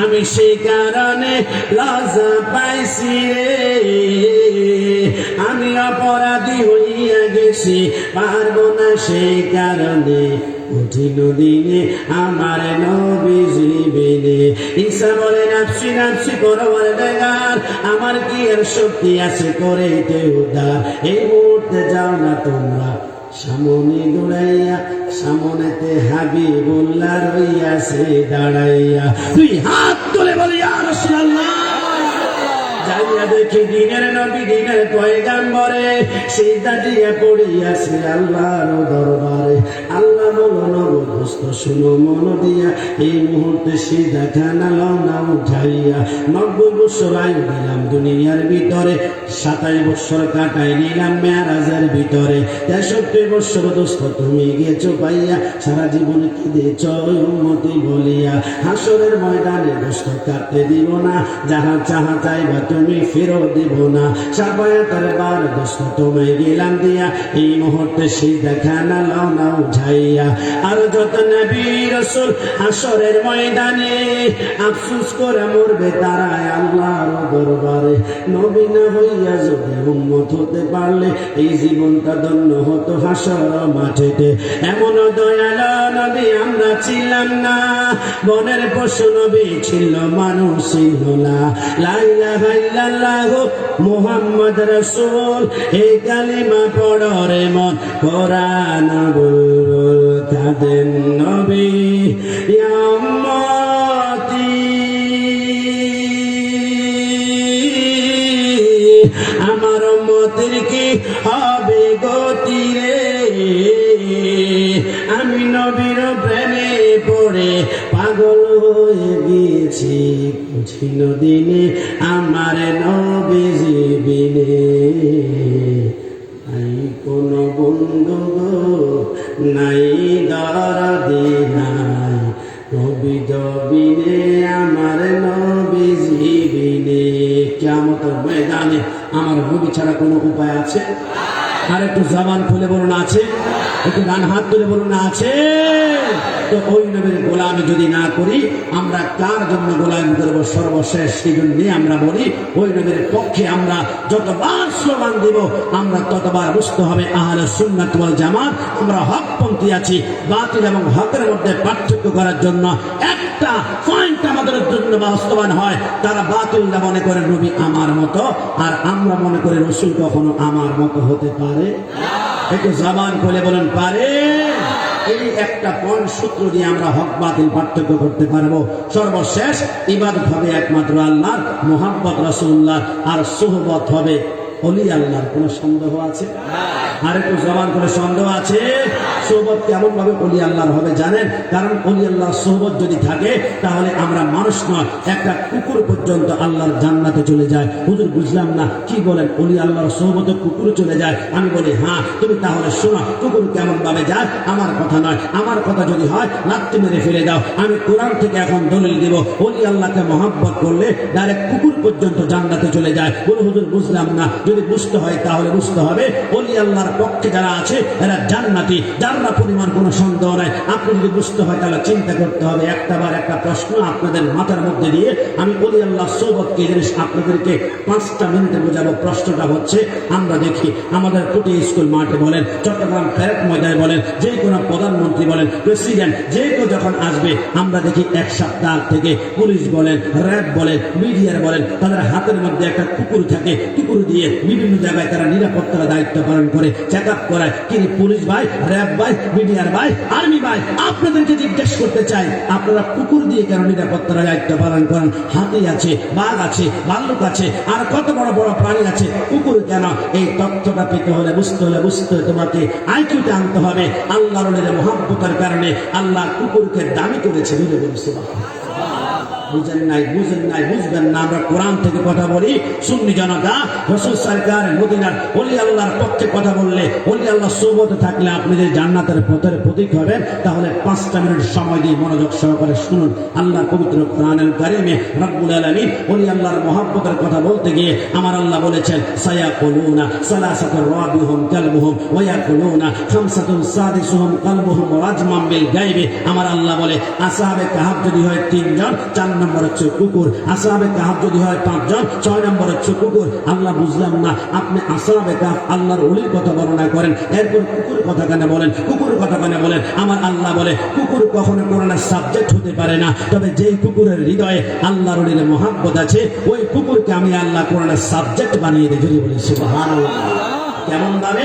হযরত ঈসা আলাইহিস সালাম দুনিয়ার জমিন থেকে চলে গেলেন। ঈসা আলাইহিস সালাম যাওয়ার পরে দুনিয়ার 500 বছর পরে একজন বাদশার নাম ছিল দাকিয়ানুল বাদশা। মুসলমান যাকে পায় গলার মধ্যে ছুরি লাগিয়ে তার শরীর থেকে মাথা আলাদা করে ফেলে। 7 জন আল্লাহর ওলি বলে, আমি ডাইরেক্ট পবিত্র কোরআনে সূরা কাহাফ থেকে আপনাদেরকে অনুবাদ করে শোনাচ্ছি। আল্লাহর ওলিরা বলে, যেখানে আল্লাহর জিকির করা যায় না এইখানে থাকবো না। 7 জন আল্লাহর ওলি বলে, আমরা রাজ্য থেকে বের হয়ে আমরা পাহাড়ের গুহার ভিতরে ঢুকে আল্লাহ জিকির করে করে ফানা হয়ে যাব। এই চিন্তা করে 7 জন আল্লাহর ওলি তারা রাজ্য থেকে বের হয়ে এবার বিশাল সকালবেলা রাতের বেলা হাঁটতে শুরু করলো। হাঁটতে সকাল যখন হয়ে গেল, আল্লাহর ওলিরা বলে, আমরা দেখলাম আমাদের সামনে একটা গর্ত দেখা যায়। আল্লাহর ওলি চিন্তা করলো, এই গর্তের ভিতরে যদি ঢুকে যায় আর বাহিনী আমাদেরকে ধরতে পারবে না। আল্লাহর ওলিরা বলে, আমরা যখন গর্তের ভিতরে ঢুকবো আমরা পিছন দিকে তাকাচ্ছি, কেউ কি আমাদেরকে দেখছে কিনা, কোন শূন্য সামান্ত অ্যারেস্ট করবে কিনা। আল্লাহর ওলিরা বলে, আল্লাহর কসম, আমরা গর্তের ভিতরে ঢুকবো, আমরা পিছনে তাকিয়ে দেখি কোনো শূন্য সামান্ত নাই, তবে আমাদের পিছনে হেঁটে হেঁটে আসছে আল্লাহর অপূর্ব সৃষ্টি, তার নাম হচ্ছে কুকুর। জোরে জোরে বলে সুবহানাল্লাহ। আল্লাহর কোরআনের দলিল দিচ্ছি, আমরা কেন আউলিয়া কেরামের কদমের কুকুর হতে চাই? কোরআন থেকে দলিল দিয়ে বলছি। আল্লাহর ওলিরা বলে, না, আমরা তো গর্তের ভিতরে ঢুকবো, এই কুকুরকে গর্তের ভিতরে ঢুকতে দেওয়া যাবে না। কারণ কুকুর যদি গর্তের ভিতরে ডাকে, আমরা 1 দিন 2 দিন 3 দিন না খেয়ে আমরা জিকির করে করে ফানাপিল্লা হয়ে যাব। কিন্তু এই কুকুর 1-2 দিন খেতে না পারলে ঘেউ ঘেউ করে আওয়াজ করে, তার আওয়াজের কারণে আমাদেরকে অ্যারেস্ট করা হবে। 7 জন আল্লাহর ওলি বলে, হাতের মধ্যে 7টা পাথর নিয়ে এবার কুকুরকে মারতে লাগলাম। কুকুরের কপালে পড়ে, কপালের চামড়া কেটে রক্ত বের হয়, পায়ে পড়ে, হাতে পড়ে, কিন্তু এত রক্তাক্ত করা হলো কুকুর কোনো মতে পিছনে যায় না, কুকুর সামনে আসে। আল্লাহর ওলিরা বলে, আমরা বুঝলাম কুকুরের গায়ের মধ্যে আঘাত মনে হয় আসতে পড়েছে। আমরা দেরি না করে এবার বড় বড় 7টা পাথর নিয়ে এবার কুকুরকে যখন মারতে যাব, পিছন দিক থেকে আমরা পাথর ঘুরিয়ে আনছিলাম। আল্লাহর কসম, হঠাৎ করে দেখলাম কুকুরকে মারার পূর্বে কুকুর তার 2টা পা আল্লাহর আসমানের দিকে উঠিয়ে দিল, আর কুকুরের চোখের পানিগুলো জল জল করে পড়ে আর কুকুর জবান দিয়ে বলতে শুরু করলো, আল্লাহুম্মা আহিব্বাল্লাহ, আল্লাহুম্মা আহিব্বার রাসূলি, আল্লাহুম্মা আহিব্বাল আউলিয়া আল্লাহ। বিশ্ববিখ্যাত তাফসীর গ্রন্থ তাফসীর কুরতুবীর মধ্যে ইমাম কুরতুবী রাহমাতুল্লাহ আলাইহি ওই কুকুরটা জবান দিয়ে বলে, ওগো আল্লাহ, আমি তুমি আল্লাহকে ভালোবাসি, আখিরি জামানার নবী হাবিবে কিবরিয়াকে ভালোবাসি। ওগো আল্লাহ, এই তোমার শান আল্লাহর ওলি আসহাবে কাফকে আমি ভালোবাসি। জোরে জোরে বলে সুবহানাল্লাহ। আমি কুকুরের কথা বলছি, যে কুকুর আল্লাহর ওলিকে ভালোবেসে জান্নাতে গেল কেমন ভাবে। এবার আল্লাহর ওলিরা বলে, না, এই কুকুরকে মারা যাবে না। যে কুকুর আল্লাহর ভালোবাসার কথা, নবীর ভালোবাসার কথা বলে, সূরা কাফ থেকে ডাইরেক্ট অনুবাদ করে আপনাদেরকে শোনাচ্ছি, দুনিয়ার কোনো উপন্যাস বা গল্প কাহিনী নয়। আল্লাহর ওলিরা বলে, আমি গর্তের ভিতরে ঢুকলাম, আমরা ঢোকার পরে আমরা হঠাৎ করে কুকুরের দিকে যখন তাকালাম, আমরা দেখলাম কুকুরটা গর্তের সামনে দুইটা পা জমিনের মধ্যে এলিয়ে দিয়ে আর দুইটা পা উঁচু করে বসলো। মনে হয় এত সুন্দর সিকিউরিটি গার্ডের দায়িত্ব পৃথিবীতে আর কেউ পালন করতে পারে না। কুকুরটা বসে রইল। আল্লাহর ওলিরা বলে, আমরা গর্তের ভিতরে ঢুকে আমরা ঘুমিয়ে পড়লাম। এবার ঘুম থেকে উঠে আল্লাহর ওলিরা একজন একজনকে বলে, ভাই আমরা কতদিন ঘুমিয়েছি? একজন বলে আমরা একদিন ঘুমিয়েছি, আরেকজন বলে না আমরা 1.5 দিন ঘুমিয়েছি, আরেকজন বলে না আমরা 2 দিন ঘুমিয়েছি। আমার আল্লাহ কুদরতি জবানে মুস্কি মুস্কি হেসে বলে, ও আমার বন্ধুরা, 1 দিন নয়, 2 দিন নয়, 1.5 দিন নয়, ও আমার বন্ধুরা, তোমরা ঘুমিয়েছ 309 বৎসর। জোরে জোরে বলে সুবহানাল্লাহ। আল্লাহর ওলিরা বলে, কি বলে 309 বৎসর? আমাদের হাত, আমাদের পা, আমাদের চোখ এগুলো তো আগের মতো আছে, তাহলে 309 বৎসর যে হয়ে গেল এটা কিভাবে বুঝলাম? আল্লাহর ওলিরা বলে, আমাদের আশেপাশে খাবার ছিল, প্লেট ছিল, মুদ্রা ছিল, এগুলো পুরাতন হয়ে গিয়েছে। আল্লাহর ওলিরা বলে, আমরা দৌড়াতে শুরু করলাম, ইস, আমাদের 309 বৎসর আগে ওই যে গর্তের সামনে কুকুরটা বসা ছিল, আহা, কুকুরটা মনে হয় এতক্ষণে মনে হয় মৃত্যুবরণ তো করেছে, হাড্ডিগুলো পাওয়া যাবে না, মাংস তো দূরের কথা। আল্লাহর ওলিরা বলে, ওই কুকুরের পজিশন দেখার জন্য আমরা দৌড়াতে শুরু করলাম। আল্লাহর ওলিরা বলে, গর্তের সামনে গিয়ে 309 বৎসর পরে আমাদের চোখকে আমরা বিশ্বাস করতে পারছি না। আল্লাহর ওলিরা চোখের পানিগুলো ছেড়ে দিল। আল্লাহর ওলিরা বলে, আল্লাহর কসম, আমরা মনে করেছিলাম কুকুরটা মাটির সাথে মিশে গিয়েছে, হাড্ডি পাওয়া যাবে না, কিন্তু আল্লাহর শপথ, আল্লাহর ওলিরা বলে, আমরা দেখলাম কুকুরটা 309 বৎসর আগে বসে বসে যেমন লেজটা নাড়াচ্ছিল, এখনো বসে বসে লেজটা এখনো নাড়াচ্ছে। জোরে বলে সুবহানাল্লাহ। সাথে আল্লাহর ওলিরা সিজদার মধ্যে পড়ে গেল, আল্লাহ, এটা কিভাবে সম্ভব? একটা কুকুর সর্বোচ্চ বাঁচে মাত্র 18 বৎসর। আল্লাহ, এই কুকুর 309 বৎসর বাঁচার কারণ কি? আমার আল্লাহ বলে, 18 বৎসর পর তো কুকুর মরে যাওয়ার কথা, কিন্তু তোমরা আল্লাহর ওলিরা যখন গর্তের ভিতরে ঢুকে শুয়ে গেলা, আমি দেখলাম কুকুর হৃদয়ে হৃদয়ে তার কি চিন্তা করছে। আমি দেখলাম কুকুরের অন্তরে শুধু একটাই আওয়াজ, আল্লাহর ওলিরা গর্তের ভিতরে ঢুকছে, আমাকে সেনসিটিভ ভাবে দায়িত্ব পালন করতে হবে। আল্লাহর ওলিরা গর্তের ভিতরে আমাকে নিরাপত্তার দায়িত্ব পালন করতে হবে। আল্লাহর ওলিরা বলে, খোদার কসম, আমরা দেখলাম আমার আল্লাহ ডিক্লেয়ার করেছে, হ্যাঁ, আল্লাহর ওলির চিন্তা কুকুরের অন্তর যতক্ষণ, আমি আল্লাহ সিদ্ধান্ত করে দিলাম, শুনে নাও, যতক্ষণ পর্যন্ত আল্লাহর ওলির চিন্তা কুকুরে থাকবে, আমি আল্লাহ সিদ্ধান্ত দিলাম, ততক্ষণ পর্যন্ত কুকুরকে আমি আল্লাহ মৃত্যু দিব না। জোরে জোরে বলে সুবহানাল্লাহ। নারায়ে তাকবীর, আল্লাহু আকবার, নারায়ে রিসালাত, ইয়া রাসূলুল্লাহ, নারায়ে গাউসিয়া, ইয়া গাউসুল আযম দস্তগীর, আহলে সুন্নাত ওয়াল জামাত জিন্দাবাদ জিন্দাবাদ। মেহমানে আলার আগমন, শুভেচ্ছার স্বাগতম, শুভেচ্ছার স্বাগতম, মেহমানে আলার আগমন। নারায়ে তাকবীর, আল্লাহু আকবার, নারায়ে রিসালাত, ইয়া রাসূলুল্লাহ, নারায়ে গাউসিয়া, ইয়া গাউসুল আযম দস্তগীর, আহলে সুন্নাত ওয়াল জামাত জিন্দাবাদ জিন্দাবাদ। মারহাবা মারহাবা। প্রিয় হাজরিন, ইতিমধ্যে আমাদের মঞ্চে তশরিফ এনেছেন আজকের আজিমুস-শান মাহফিলের সম্মানিত মেহমানে আলাপ, দক্ষিণ সুকচুরি দরবার শরীফের সম্মানিত সজ্জাদানশীন পীরে তরিকত হযরতুল আল্লামা জনাবে মাওলানা আল্লামা সৈয়দ মোহাম্মদ নাসিরুল হক চিশতি মাদাজিলুল আলী হুজুরের খেদমতে নতুন পুকুর পাড়ে ঈদে মিলাদুন্নবী উদযাপন পরিষদের পক্ষ থেকে উপস্থিত সকলের পক্ষ থেকে আন্তরিক মোবারকবাদ এবং শুভেচ্ছা জ্ঞাপন করছি। আপনারা যারা দাঁড়িয়ে আছেন, মেহেরবানি করে আপনারা বসে মাহফিলের আদব রক্ষা করবেন। সবাই জবান খুলে মহব্বত নিয়ে একবার বলেন মারহাবা। এই আওয়াজে মানা যাবে না, আরেকটু জবান খুলে মারহাবা। আমাদের মাঝে উপস্থিত হয়েছেন আপনাদের সকলের সুপরিচিত হাজার হাজার বক্তবৃন্দ, নয়নমণি, আমার সম্মানিত পিতৃতুল্য লক্ষ লক্ষ ভক্তগুরুদের প্রাণ ভালোবাসা হৃদস্পন্দন ফিরে তরিকত আলহাজ মৌলানা সৈয়দ মোহাম্মদ নাসিরুল হক চিশতি মাদ্রাসুল্লাহ আলী সাদর শিন দক্ষিণ সুট্টুরি দরবার শরীফ লোহাগড়া চট্টগ্রাম হুজুরকে অভিনন্দন ভালোবাসা জানিয়ে কণ্ঠের সমস্ত শক্তিকে উঁচু করে চিৎকার মিলে একবার বোঝাই মারহাবা। খুশি নাকি বেজা? চেহারা মাশাআল্লাহ নুরানি চেহারা, সুন্নিদের চেহারা যে নুরানি হয় আমরা তো এমনি বলি না, আশিক রাসূলদের দিকে তাকালে বোঝা যায়। আমি হুজুর থেকে অনুমতি নিয়ে 5 মিনিটের ভিতরে আমার আলোচনা শেষ করার আমি চেষ্টা করছি। তা আমি বলতে চাচ্ছিলাম যে আসহাবে কাহফের কুকুরটা 309 বছর বেঁচে ছিল একটি কারণে। আমার আল্লাহ বলে আমি দেখলাম প্রতিনিয়ত কুকুরের ভিতরে শুধু আল্লাহর চিন্তা, আল্লাহর চিন্তা, আল্লাহর চিন্তা। আমি আল্লাহ সিদ্ধান্ত নিলাম এই কুকুর যতক্ষণ পর্যন্ত আল্লাহর চিন্তা তার অন্তরে থাকবে ততক্ষণ তার মৃত্যু দিব না। জান্নাত থেকে তার জন্য বালাখানা আমি আল্লাহ তার জিহ্বার মধ্যে লাগাবো। জোরে জোরে বলে সুবহানাল্লাহ।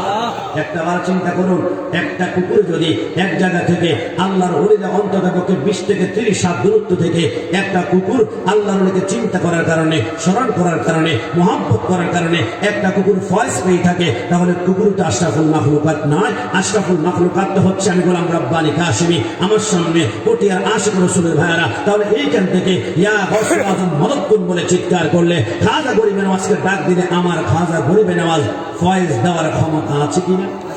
আর একটু জবান খুলে বলুন আছে কিনা? এবার সর্বশেষ আমার আল্লাহ বলে শুনো, কেন র‍্যাব পুলিশ তোমাদের হাতের মধ্যে কুকুর ব্যবহার করে জানো? কারণ আমার আল্লাহ বলে আসহাবে কাহফের এই কুকুরটা আল্লাহকে মহব্বত করেছে। আমি আল্লাহ বললাম কুকুর কিয়ামত পর্যন্ত তোমাকে একটা সম্মান দিব, একটা পাওয়ার দিব, একটা ক্ষমতা দিব। কুকুর বলে কি? আমার আল্লাহ বলে বিশ্ববিখ্যাত কিতাব হাইওয়াতুল হাইওয়ানের মধ্যে কামালউদ্দিন দালিল রাহমাতুল্লাহ আলাইহি আমার আল্লাহ কুকুরকে কিয়ামত পর্যন্ত একটা পাওয়ার দিয়ে দিলাম, একটা ক্ষমতা দিলেন। কি পাওয়ার? প্রতিটা কুকুরের নাকের ডগা মধ্যে আমার আল্লাহ 8 কিলোমিটারের জ্ঞান শক্তি দিয়ে দিলেন, জ্ঞান শক্তি দিয়ে দিলেন। অর্থাৎ একটা কুকুর যদি একটা নিঃশ্বাস টান দেয় 8 কিলোমিটার ভিতর কোথায় বোমা আছে, কোথায় অস্ত্র আছে, কোথায় গ্রানেড আছে, একটা কুকুর সবকিছু বলে দিতে পারে। এজন্য র‍্যাব বলেন, পুলিশ বলেন, মিডিয়ার বলেন, বাংলাদেশের বিজেপি বলেন, সবাই বলে প্রধানমন্ত্রী বলা, প্রেসিডেন্টের নিরাপত্তার দায়িত্বের জন্য আমরা কুকুর ব্যবহার করি একটা কারণে। একটা কুকুর নাকের ডগায় 8 কিলোমিটার জ্ঞান শক্তি। এই কুকুরটা নিঃশ্বাস টান দিলে সব কিছু কোন জায়গায় বোমা আছে বলতে পারে। আর এই সম্মান কুকুরকে দিয়েছে আমার আল্লাহ একটি কারণে, ওলি আল্লাহর মহব্বত, আসহাবে কাহফের মহব্বতের কারণে। চিৎকার মেরে সুবহানাল্লাহ, সুবহানাল্লাহ।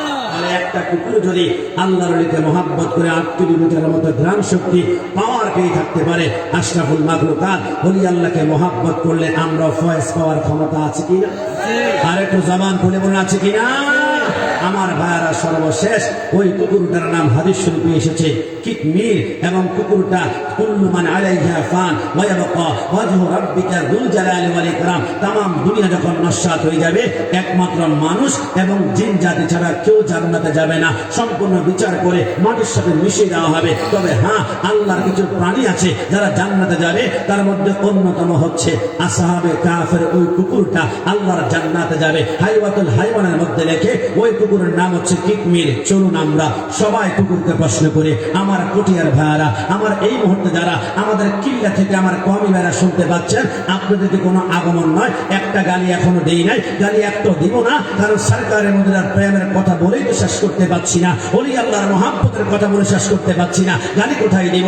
আমরা সবাই কুকুরটাকে একটু প্রশ্ন করতে চাই, কুকুর তোমার নাম নাকি কিতমির, তুমি নাকি জান্নাতে যাবা? কুকুর বলে হ্যাঁ। কুকুর তুমি নাকি জান্নাতে যাবা, তাহলে কয় ওয়াক্ত নামাজ পড়েছ, কয়টা রোজা রেখেছ, কয়টা হজ করেছ, কয়টা যাকাত দিয়েছ? কুকুর বলে আমার নামাজ নাই, আমার রোজা নাই, আমার হজ নাই, আমার যাকাত নাই। কিন্তু কুকুর তুমি নাকি জান্নাতে যাবা, তোমার নামাজ নাই, রোজা নাই, হজ নাই, যাকাত নাই, জান্নাতে কিভাবে যাবা? কুকুর বলে আমার নামাজ না থাকতে পারে, রোজা না থাকতে পারে, হজ না থাকতে পারে, যাকাত না থাকতে পারে, আমি কুকুর একটি কারণে আল্লাহর জান্নাতে দেব। খোদার কসম, আমার অন্তরে ওলি আল্লাহর মহব্বত রয়েছে, একমাত্র ওলি আল্লাহর মহব্বতের কারণে আমি জান্নাতের চৌখট পার হব। চিৎকার করে বলি সুবহানাল্লাহ। একটা আল্লাহু আকবার।